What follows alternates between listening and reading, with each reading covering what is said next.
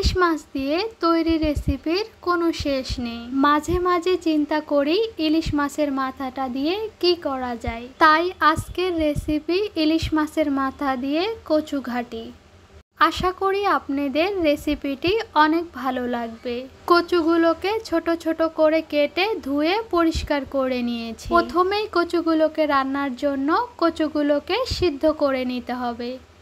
যেহেতু ইলিশ মাছের মাথা দিয়ে রান্না করব, এবার দিয়ে দিচ্ছি ইলিশ মাছের মাথাটা আর দিয়ে দিচ্ছি মসুরের ডাল। আপনারা চাইলে মসুরের ডাল নাও দিতে পারেন। এবার দিয়ে দিচ্ছি 6-7টা কাঁচামরিচ। এরপরে অ্যাড করে দিচ্ছি 7-8টা রসুনের কোয়া।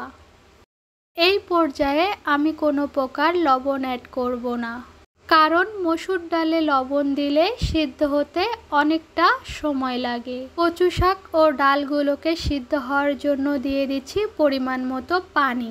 চুলাটাকে হাইয়ে রেখে দিয়ে দিচ্ছি 15 থেকে 20 মিনিটের জন্য ঢাক। যেহেতু কচুগুলোকে বাগার দিব, এজন্য লাগছে পেঁয়াজ কুচি আর রসুনের কুচি।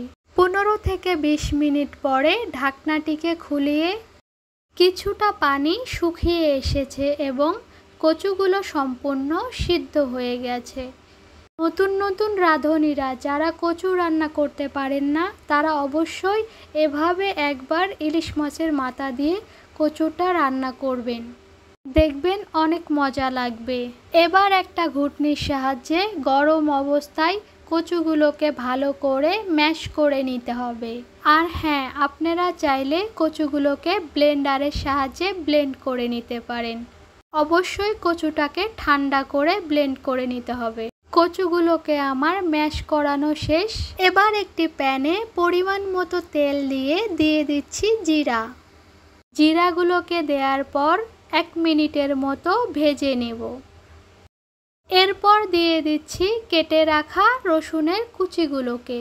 এবার দিয়ে দিচ্ছি 1 টেবিল চামচ পেঁয়াজ কুচি। পেঁয়াজগুলোকে ততক্ষণ পর্যন্ত ভাজবো যতক্ষণ পর্যন্ত পেঁয়াজগুলো লাল কালার না হয়ে আসে। এই পর্যায়ে পেঁয়াজ ও রসুনগুলো আমার লালচে কালার হয়ে এসেছে। এবার সিদ্ধ করে রাখা কচুগুলোকে দিয়ে দিচ্ছি।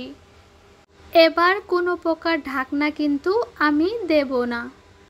চুলার আঁচটা কিন্তু মিডিয়াম টু লোয়ের মাঝখানে থাকবে। যেহেতু আমি প্রথম পর্যায়ে কোনো প্রকার লবণ অ্যাড করি নাই, এজন্য দিয়ে দিলাম পরিমাণ মতো লবণ। এবার অনবরত নেড়ে চেড়ে কচুগুলো থেকে পানি শুকিয়ে ফেলতে হবে। এই সময় আমাদের কেয়ারফুল থাকতে হবে। এই সময় নিচে লেগে যাওয়ার ভয় থাকে, তাই একটু পরপর তলা থেকে নেড়ে চেড়ে দিতে হবে। এই পর্যায়ে কচুগুলো আমার হয়ে গিয়েছে। এবার চুলাটাকে অফ করে দিয়ে পরিবেশনের পালা। খুব সহজেই হয়ে গেল আমার ইলিশ মাছের মাথা দিয়ে কচু শাকের দারুণ রেসিপি।